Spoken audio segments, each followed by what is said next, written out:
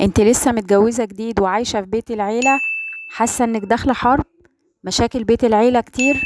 استني بس، ما تخافيش، الفيديو ده ليكي وهقولك تعملي ايه خطوة بخطوة علشان تقدري تعيشي ملكة وسط مملكة بيت العيلة ومحدش يقدر عليك. اول حاجة لازم تفهميها ان بيت العيلة مش سجن. ايوه مش سجن ولا هم وحوش، بس كل واحد ليه طبيعته وليه مفتاحه. ادخلي البيت بقى بطاقتك الحلوة وابتسامتك اللي تكسر التلج. يعني مهمتك الوحيدة في اول سنة جواز هي انك تفهمي كل شخص موجود معاكي في البيت بيفكر ازاي، طبيعته شكلها ايه، اقدر اتعامل معاه ازاي، علشان بعد كده اقدر ان انا اتعامل مع كل شخص بالطريقة الصح اللي تناسبه، وبكده مش هيحصل اي مشاكل. الخطوة التانية، ما تخليش حد يلغيكي ولا كمان تفرضي نفسك بالعافية. اعرفي فين مكانك واعملي لنفسك مساحة وقيمة وشخصية. خليكي كيوت بس تقيلة في نفس الوقت، مش اي حد يدخل حياتك او يعرف تفاصيل.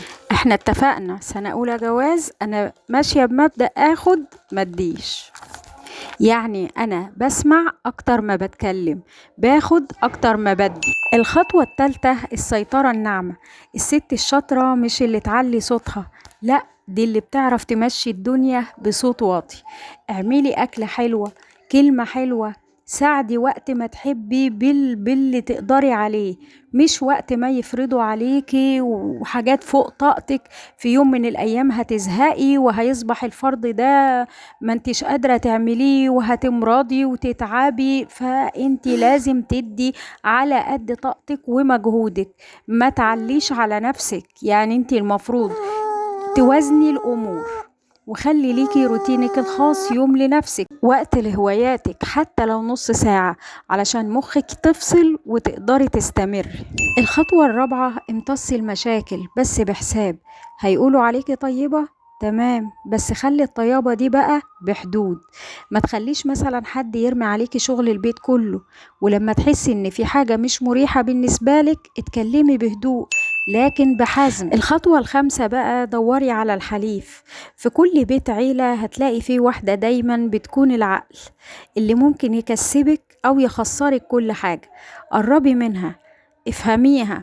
في الأول طبعا كله بحساب، بالراحة، افهمي دماغها، اعمليها صاحبتك لأنها هتريحك جدا بعد كده. لو انتي مثلا متضايقة اقعدي معاها، ممكن تنصحك نصيحة أو تقولك على معلومة تنفعك بعد كده. الخطوة السادسة، لبسك وكلامك. اوعي تهملي في نفسك. لبسك، ريحتك، طريقتك في الكلام، دي كلها الرسائل اللي بترسم شخصيتك قدامهم، وهي دي اللي هيعاملوك على أساسها. كل ما كنت محترمة في نفسك، بتحبي نفسك في كل حاجة، الكل هيتعامل معاكي على إنك هانم. وفي نهاية الفيديو أحب أقولك إن البيت اللي فيه حب وهدوء بيكبر وبيفتح باب للخير، وانتي تقدري تبقي مفتاح البيت ده أو قفله. اختاري تكوني نور مش شرارة نار.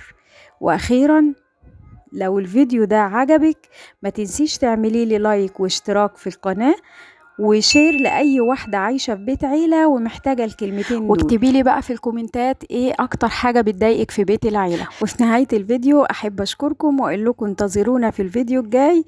مع السلامة.